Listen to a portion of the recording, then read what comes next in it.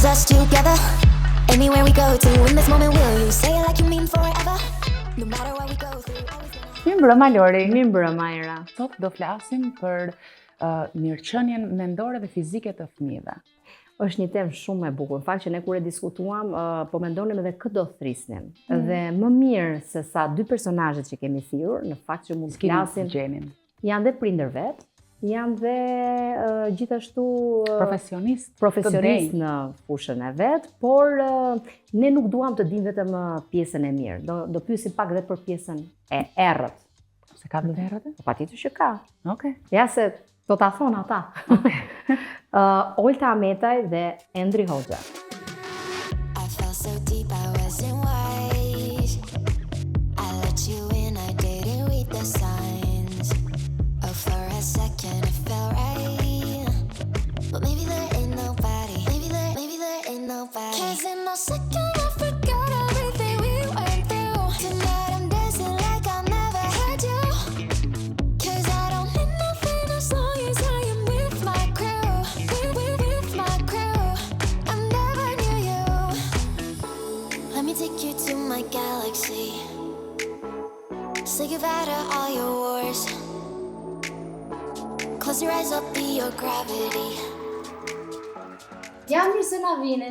Mirë se u gjetëm. Që keni kombinuar edhe të dy kështu. E bët me fjalë, vesh apo? Në fakt këtu u njohëm. Ja. Shumë mirë, po keni dëgjuar për njëri tjetrin, patjetër. Patjetër. Sa e provokimin. Patjetër.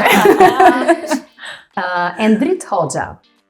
Je zëvendës president i Federatës Europiane të Taekwondos, gjithashtu president nderi i Federatës Taekwondos Shqiptare, zëvendës ministër i sportit, dhe ku kam më mirë se sa kaq shumë tituj dhe kaq shumë background se sa ju, po unë doja ta nisja në fakt me kaq shumë kohë sa ti punon me fëmijët, por edhe me të rriturit, por ne do ndalemi më shumë tek mosha, le të themi 4-5 kur fillojnë kurset, deri në moshën gati 18 vjeç, tek pjesa e zhvillimit psikomotorik, por edhe fizik. Unë do ta nis në fakt me një pikë pyetje që ndodh rëndomt për fat të keq, të gjithë duan të japin mendime. Se po e çon që 4 vjeç, nuk është zhvilluar.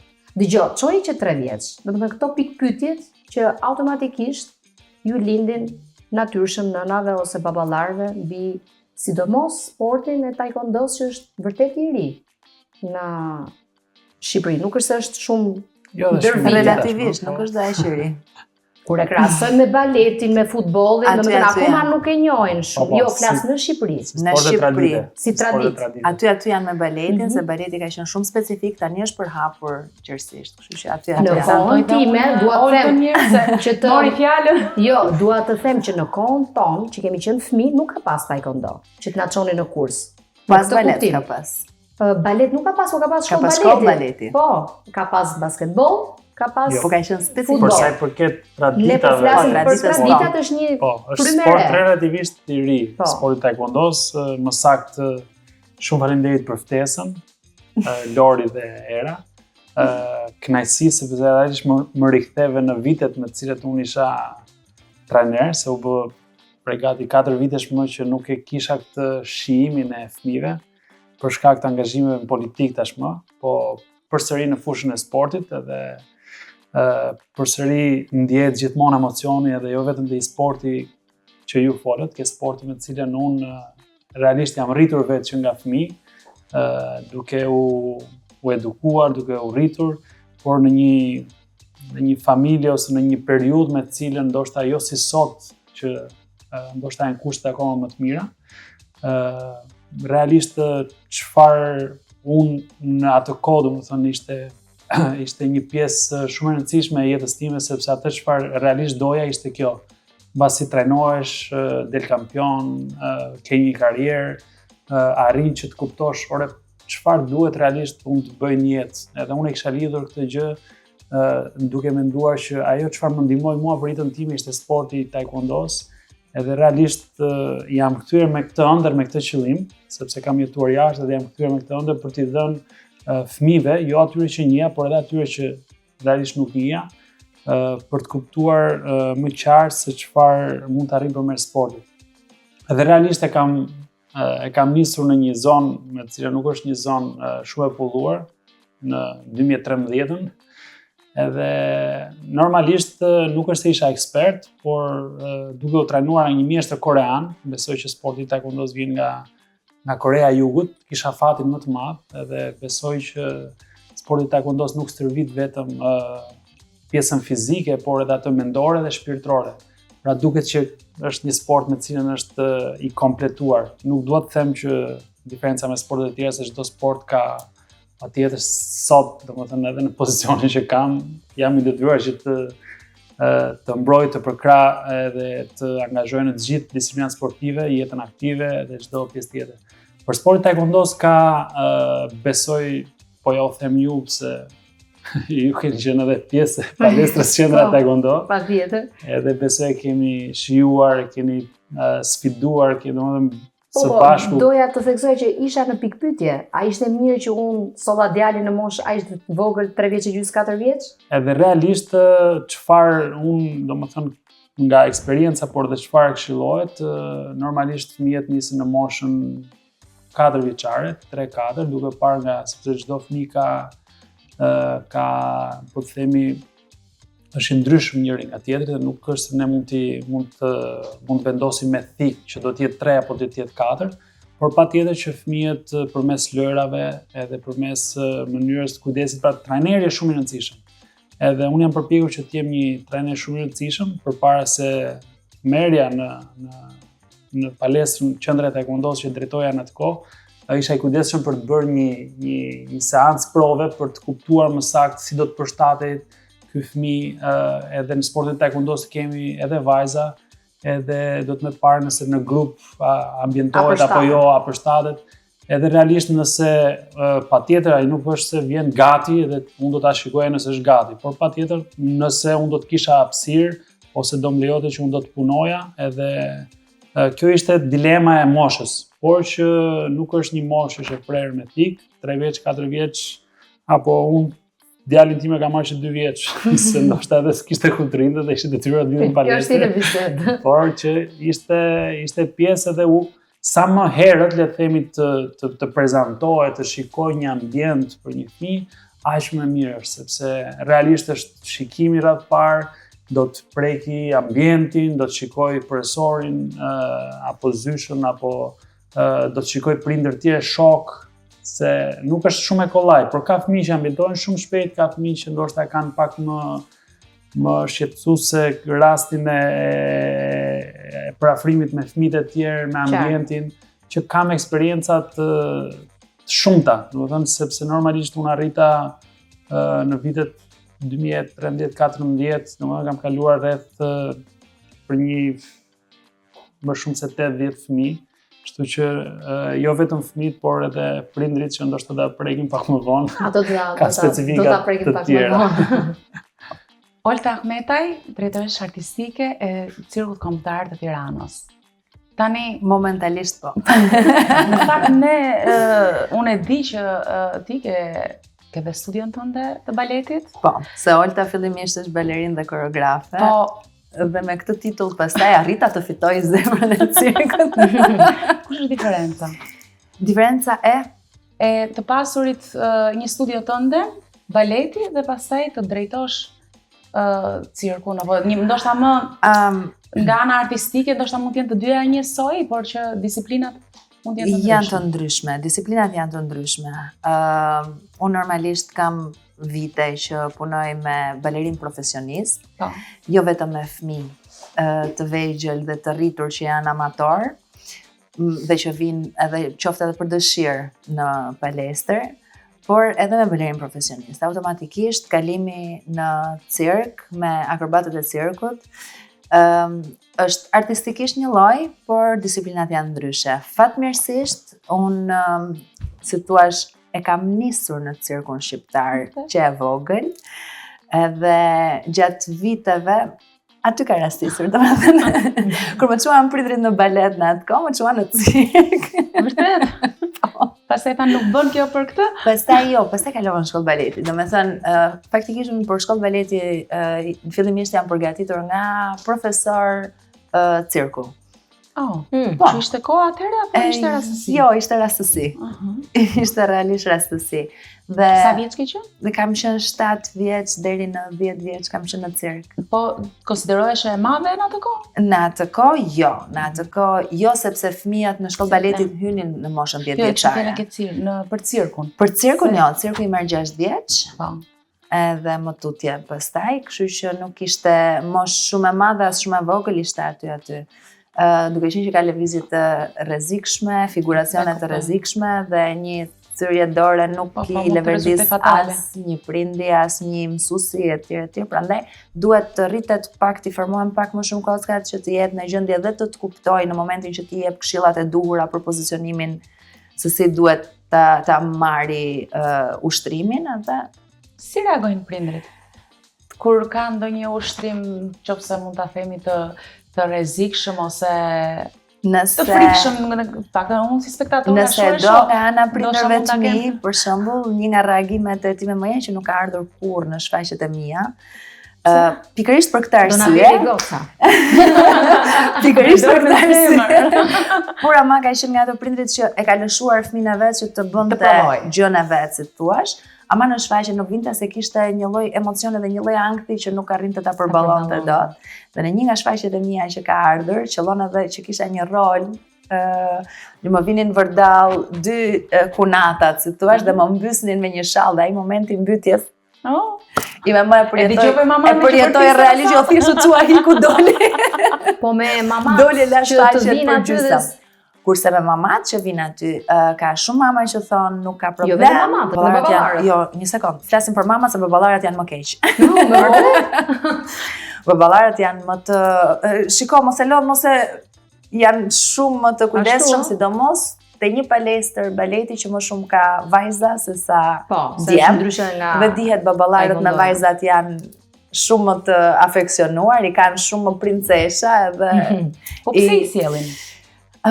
I sjellin për të zhvilluar një sens lëvizje, për të zhvilluar veshin muzikor, për të zhvilluar sensin artistik të fëmijës, për të krijuar vizione, ëndra, për të zhvilluar imagjinatën. Ka shumë favore. Më fal, Lori, se kam një libër që ka lidhje me të dy. Si ja bëni ju nëse shikoni një fëmijë që nuk bën për atë punë? Tani fillon një e parë. Nuk e di pse u pan. Jo, që të themi një të gjë. Unë e di. Jo, në një situatë. Shiko, unë e kam pas shumë sfidë që të marr ata që nuk bëjnë. Se ata që bëjnë është çik më e lehtë. Megjithatë sporti taekwondo vjen nga Korea e Jugut, edhe vendet azjatike ose këto Kina, që flasim edhe në perceptim të filave, kur flet për taekwondo është një gjë shumë e rrethtë. Edhe ti do të jesh ose kështu ose s'ka. Por faktikisht sporti taekwondo është një nga sportet olimpike, edhe ka fituar këtë gjë për shkak sepse nuk është i mbyllur, por është më tepër i hapur. Dhe në pjesën europiane është përdorur një strategji pak më e butë për të përfituar, për të thithur fëmijët, ndoshta nëse në Azi ndoshta është pak më i rrept si dhun, hap këmbë, kurse në pjesën e europiane është perceptuar pak më butë, por prap ka fëmijë që emocionohen dhe fillojnë qajnë. Si e menaxhon këtë situatë? Tani fëmijët japin domethënë do të kesh rat parë se ndoshta na dëgjojnë edhe shumë është të kesh dëshirë, pasion edhe të kesh zemër për t'i dashur një herë, ashtu siç janë. Edhe për të kuptuar dhe ku duhet i çosh. Por nuk janë vetëm fëmijët, po jo për fëmijët, por këtë gjë duhet ta kesh të qartë edhe çfarë do të prindi. Ndodh shumë herë që prindit nuk e kuptojnë, edhe fati im të paktën për eksperiencën time. Se ka prindër që tërhiqen nëse shohin fëmijën të prekur? Patjetër, shiko, unë për shembull kam përjetuar një eksperiencë dhe kam një eksperiencë 2-3 vjeçare, pastaj kuptova që nëse unë nuk fitoj prindin, unë nuk e drejtoj dot fëmijën. Sepse duhet pashpunim. Sepse shumë të në rasteve fëmia është mjeshtri im, e kujtoj domethënë është si një fletore e bardhë ku ti do shkruash. Se është fëmijë, por është shumë e rëndësishme se ku shkruam kjo fletore dhe a shkruajmë të dy të njëjtën gjë. edhe nëse ti nuk kupton se ç'a do ky prindri, ndoshta do të sqarosh një herë prindrin, edhe pastaj të kuptosh dhe të fitosh. Në kuptim ta sqarosh, që të jemi të qartë. Që do të thotë, nëse një prind ka ardhur për të thënë, shiko, ky djalin do bëhet kampion, ti do shiko. Ky do të bëhet njeri një herë, ky do të kuptoj teci, ky do të ditë vrapoj, patjetër që ta bëjmë. Unë kam pas rastin edhe një prindi që kishte fëmijën autik, edhe realisht e solli aty të dy çunat, bëri pagesën, faturën, tha se prit 1 minutë. Do punë. Domethënë do ta shikojmë. Jo, dhe nuk donte që të tregonte realisht. Unë kisha shumë thjesht sepse nuk ishte shumë e lehtë që të menaxhoje 30 fëmijë, kishte një tip, por e mora si sfidë, tash okay, unë e kuptoj, por duhet të flasim ne të dy në kuptimin që duhet mos më fshe një gjë që realisht ne do të punojmë, edhe duhet ta pranoj ta bëj këtë gjë.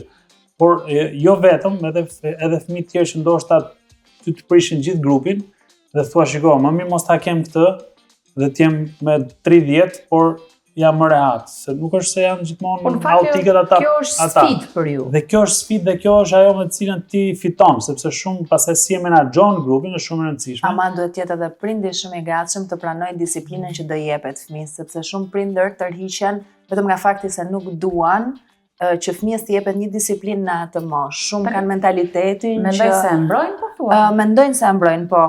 Mendojnë se e mbrojnë. Ose që e dëmtojnë kjo disiplinë kaq e fortë, si e mendojnë? E mendojnë në variantin që shumë i vogël për këtë lloj disipline. Asnjëherë nuk është i vogël fëmia për disiplinë. Prindrit kanë nevojë në kohët e sotme ose edhe të paktën se po duket sikur kanë qenë shumë vite përpara kur them, po realisht më bën një 4 vite që po ju jeni aktiv, se ju vazhdoni vizionin e qendrës, e ndiqni gjithkohës. Prej 3 vitesh jo më, për shkak të angazhimeve dhe për shkak kohës, por realisht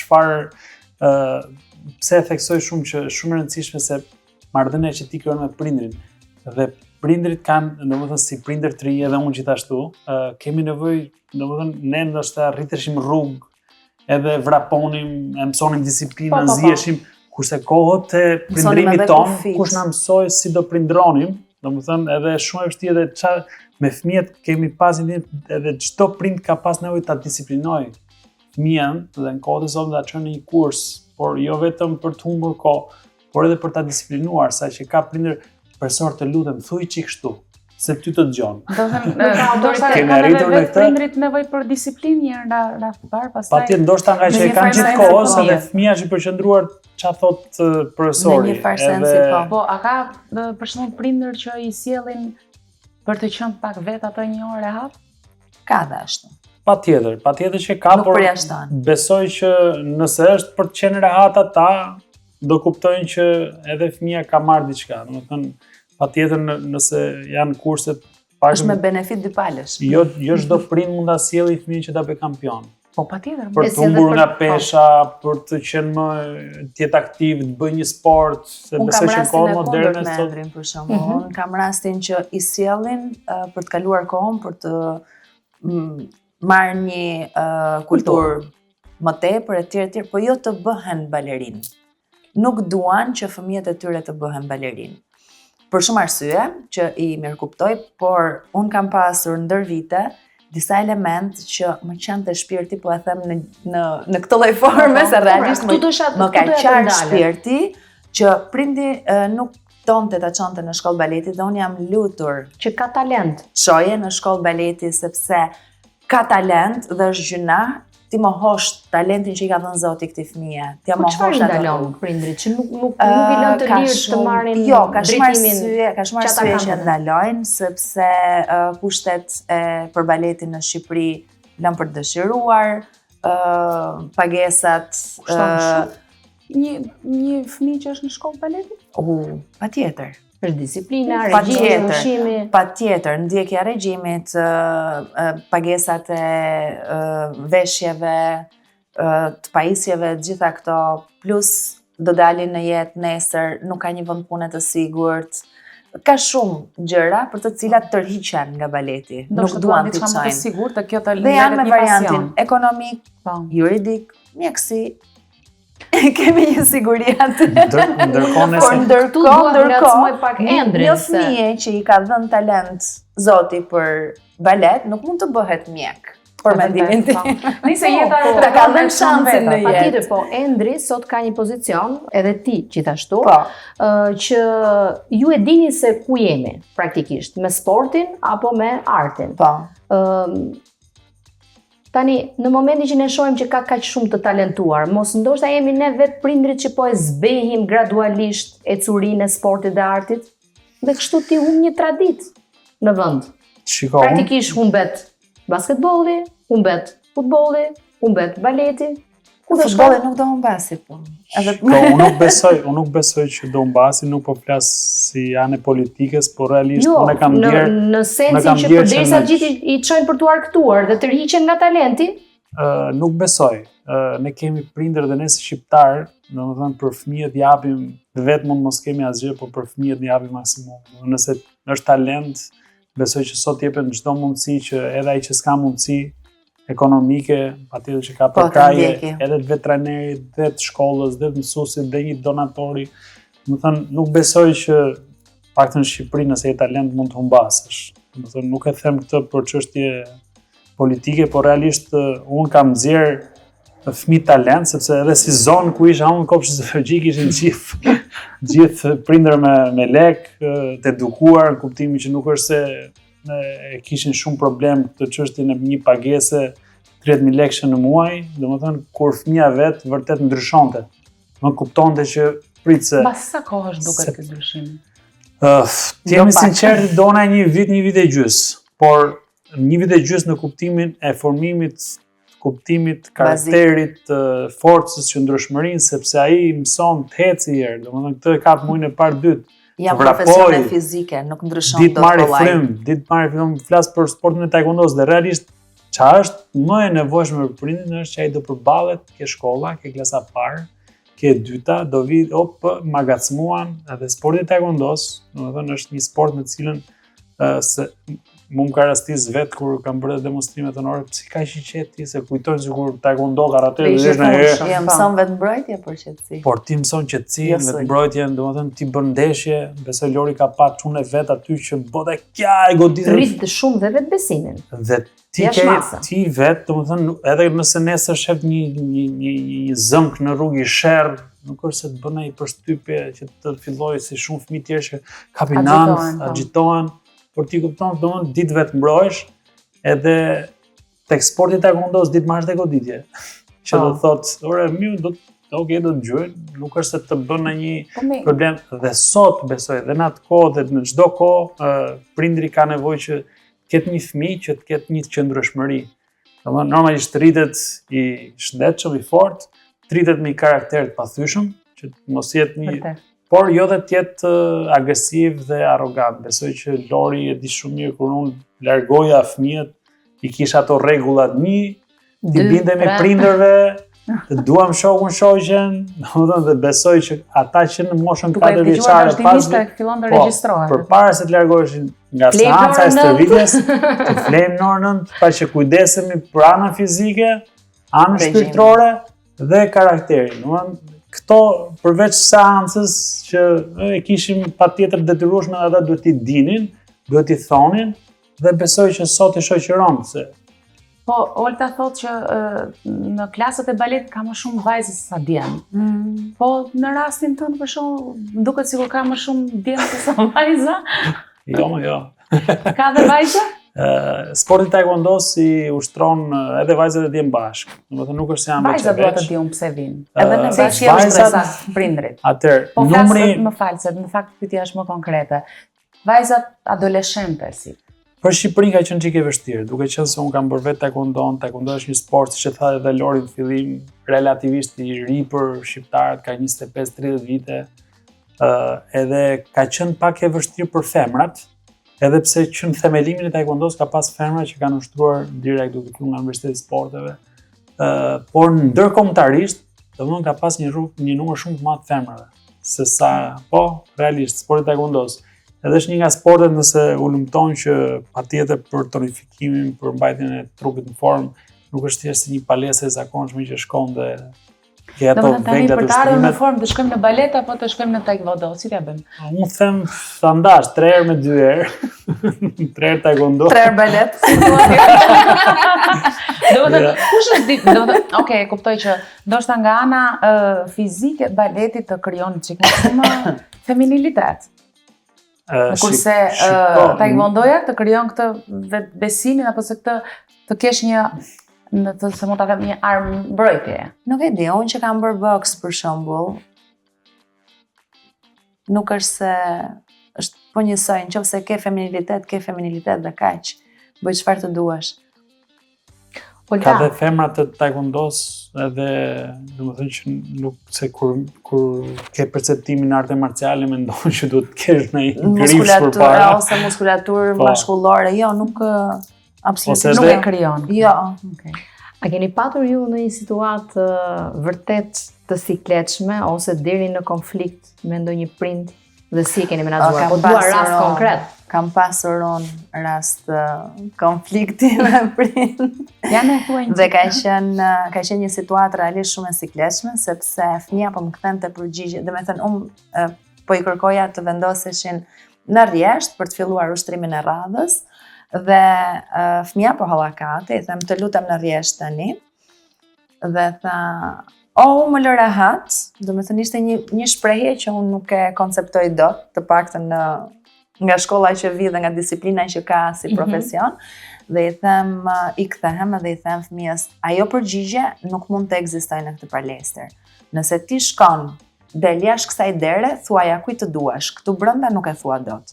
Tani të lutem, futu brenda, futu në rresht dhe fillojmë ushtrimin. Dhe në moment më hyn prindi se ishte jashtë derës, me sa duket e dëgjon diskutimin dhe hyn brenda dhe thot, ku je këtu ti në diktaturë që po i thua fëmijës tim ashtu? M'fali, thash, më ke ardhur në shtëpi. Nëse ti nuk pranoni, thash, që fëmia jot të edukohet me rregullat e kësaj shtëpie, thash, merre tani dhe dil për jashtë. Patjetër që do ta marr, thash. Mirupafshim. Të erdhi keq që u shkëputa ajo marrëdhënie? Nuk më erdhi keq që u shkëputa ajo marrëdhënie me atë prind, më erdhi keq që ai fëmijë do vazhdonte atë marrëdhënie me atë prind. Qartë.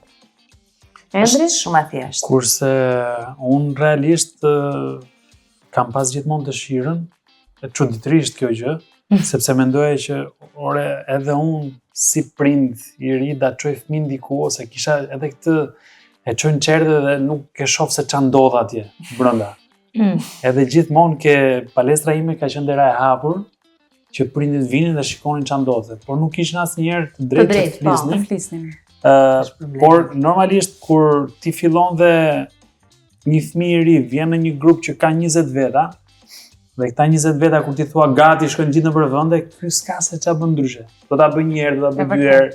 Por kam pas dhe unë një rast të tillë, por nuk ka qenë me prind, ka qenë me gjysh. Me gjysh do të sikletshëm gjysh. Që realisht. S'ke dhe si e kthen fjalë. Jo. Ato janë kështu u bubuq, goca, mu vraculi. Gjyshit realisht normalisht kanë atë që dëgjoj përsëri domethënë dhe kisha të sikletin që ai po i bërtiste fëmis.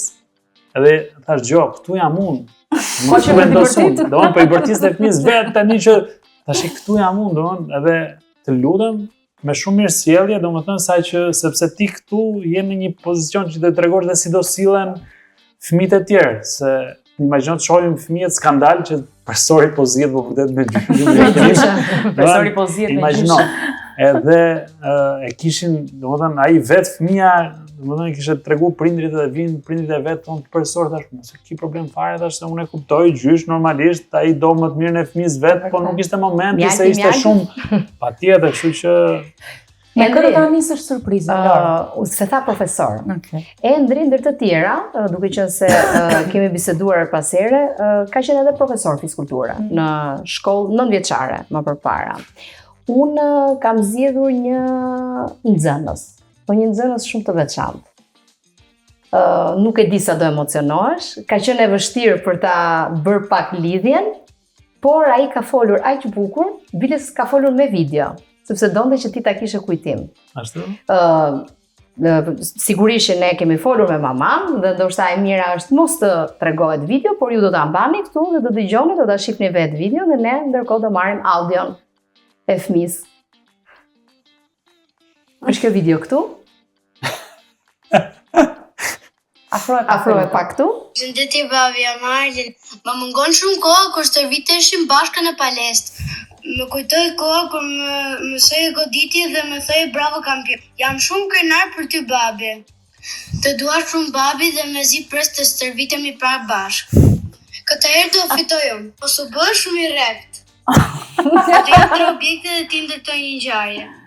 Avion, një kostum edhe një top. Baje, më mirë, të dua shumë. Sa Të ka dhënë një kostum. Një sekond njërë se na u mallën gjyë. Po bra. Shumë faleminderit. Çfarë Arlen i vogël. Shumë i lidhur. Je vërtet aq i rrek? Po. Jo. Kur duhet, sa duhet. E po që do preke i Endri. Arleni e ka bërë me shumë dashuri këtë video. Ne folëm me maman e Arlenit, me bashortën tuaj, dhe ka qenë vërtet një emocion për të që do fliste për babin. Unë bëj mend që nuk bënte diferencë Endri në kurs, ishte shumë strikt ndaj Arlenit, madje i bërtiste më shumë nga të gjithë. Prandaj tha mos i strikt. Ja, pra, prandaj ku po vjen këtu më në telefon, tha babi, thash çfarë fjalë, do të them një fjalë. Të ka dhënë një avion edhe një bilet. Ashtu? Po, çfarë bën ti me avion dhe me bilet? Edhe një top. Edhe një top. Marrë dhe mamë. Sepse është shumë interesante që çdo personazh që flet dhe ju përshëndet, jep 3 objekte dhe ju keni një lidhje me këto 3 objekte. Pse Arleni pikërisht ka zgjedhur avionin, topin apo jo, dhe biletën? Pse ka zgjedhur? Mos do që ta çosh në një udhtim. Po, kam mundsi. Dhe po ta sjell kështu Në larg një kampionat. Po, Arleni ka, tash e kuptova. Ka dëshirë që të shkojë me ekipin e vet, se është në ekipin e Durasidit, Futboll Akademi, mos ndoshta ka lidhje topin, Kampionat futbolli. edhe dhe një kampionat, po besoj që është kjo. Kemi dhe një surprizë tjetër. Kjo është për Oltën. Ti që je kaq strikte, mendon që përveç formimit prindëror, kush ka ndikuar shumë në jetën tënde? Gjatë formimit që në klasë të parë deri në koreografi. Unë kam shumë, se unë jam rritur në një shtëpi shumë të madhe. Do me thënë, ne kemi qenë 8 veta në shtëpi, bashkë me mua, që kam qenë më e vogla, dhe automatikisht kam pasur shumë shembuj. Pastaj avash kaloj vëmendja më e madhe te pjesa e shkollës, edhe formimin strikt më ka dhënë zysha e shkollës baletit, që më ka dhënë 8 vjet balet klasik, Blerina Arbana. Mund të them që është një nga zyshat më të rrepta sot e kësaj dite në shkollë. Edhe për ju kemi një përshëndetje. Në fakt, era kur e morëm në telefon, ajo tha është jo kënaqësi, por unë jam shumë e lumtur që Olta është ajo që është. Për më shumë, unë nuk flas, le të vetë audio.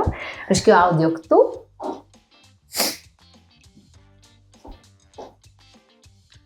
Përshëndetje të gjithëve. Unë jam Kozeta Bakiu, pedagoge në Universitetin e Arteve, sot, po dhe koreografe. Jam shumë e lumtur që jam surpriza e Oltës sot. Olta Metaj ka qenë ish studentja ime. Sot jemi kolege dhe jam shumë e kënaqur që një ish studente sot na përfaqëson artin e koreografisë dhe hyn në këtë rrethin e koreografëve sigurisht të shquar dhe të njohur. Pavarësisht se është në televizion, por Olta ka bërë dhe punë skenike shumë të mira, do të thoja. Olta ka qenë një studente vërtet shumë e mirë dhe me thënë të drejtën që në atë periudhë kohe, kur Olta ishte në vit të 4 në 2010, unë i besova Miss Shqipërinë. Sepse neve duhet ja pasojmë. Unë mendoj që gjithmonë duhet ta pasojmë artin tonë që të ketë ca pasardhës nga mbrapa dhe nëse neve bëjmë një hap, ato duhet bëjnë 2 hapa më tej. Tani do të thoja 2 objekte, 3 objekte dhe Olta mbase do të bëj një etyd me këto 3 objektet.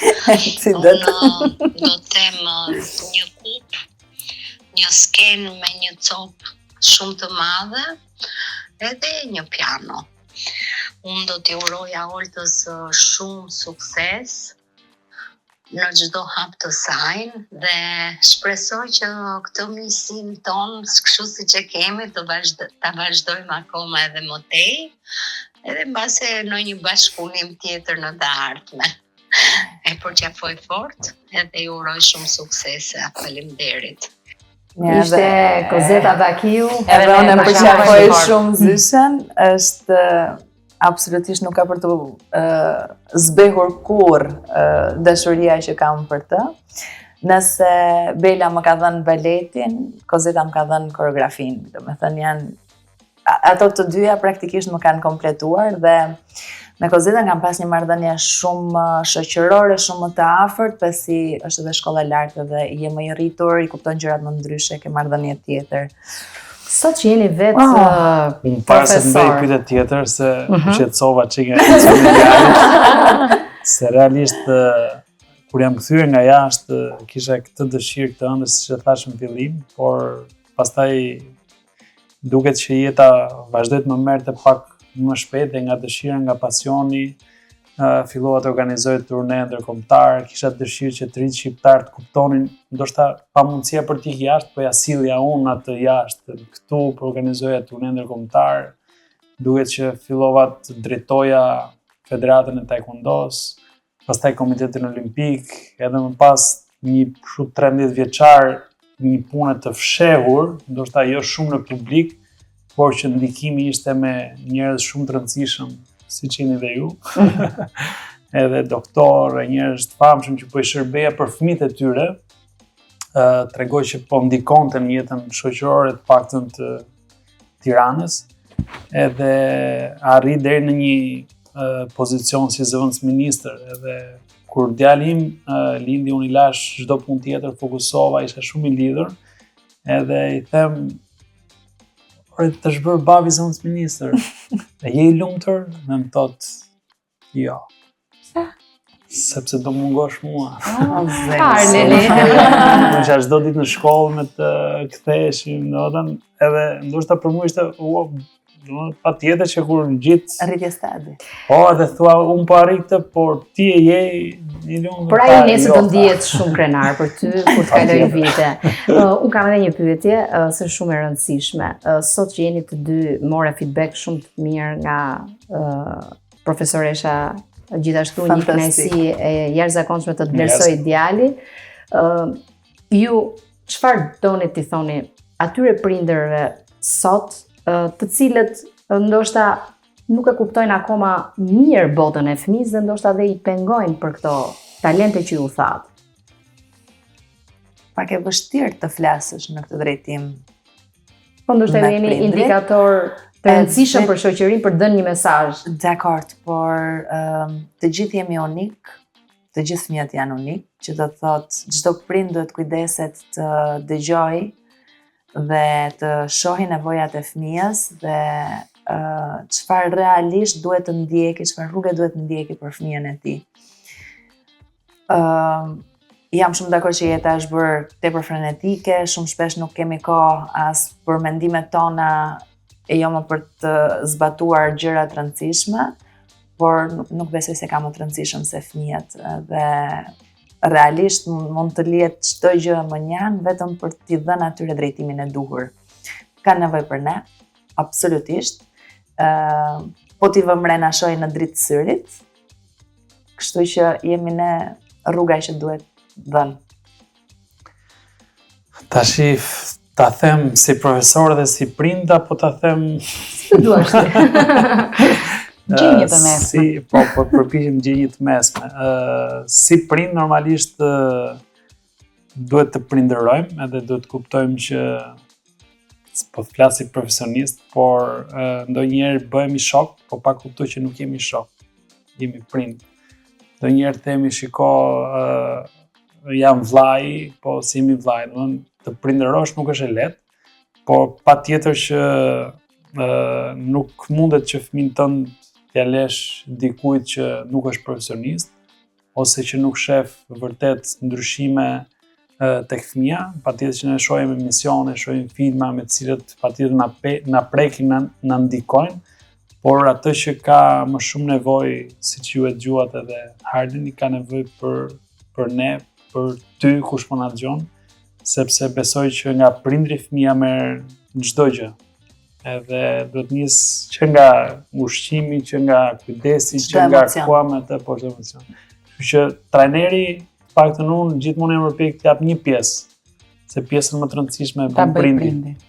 Po që keni një rol shumë të rëndësishëm, kështu që është shumë e rëndësishme kush e dëgjon këtë emision që kurset janë vetëm mirë si për zhvillimin fizik, psikomotorik. Prap e tha shumë saktë, Endri, duhet të kiet kujdes profesionisti. Gjithmonë. Tregu është shumë i lirë dhe absolutisht.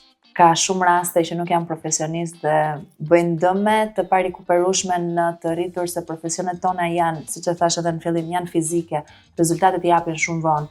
Dhe një lëvizje e gabuar në vegjëli ta jep rezultatin në adoleshencë më tutje dhe ti nuk e kupton nga e kapsuar atë dëm kockor apo të strukturës shtyllës kurrizore e gjëra të tilla. Domethënë ti mendon se i ka dalë në rini ai problem. Faktikisht mund të jetë shkaktuar që në vegjëli nga një pakujdesi dhe është agravuar. Prandaj duhet pasur shumë kujdes profesionisti ku çohet sidomos për aktivitetet fizike. Shumë e rëndësishme kjo që tha Olta dhe ne ju falenderojmë shumë. Faleminderit shumë që ishit me ne sot. Dhe gëzuar festat. Shumë gëzuar. All I need is us together. Anywhere we go to, in this moment will you say it like you mean forever? No matter what we go through, always gonna have you. All I need is us together. I know that you love me with everything we could be, holding on until forever. The only one that knows me, only one I wanna see. Let me take you to my galaxy. Say goodbye to all your wars. Close your eyes.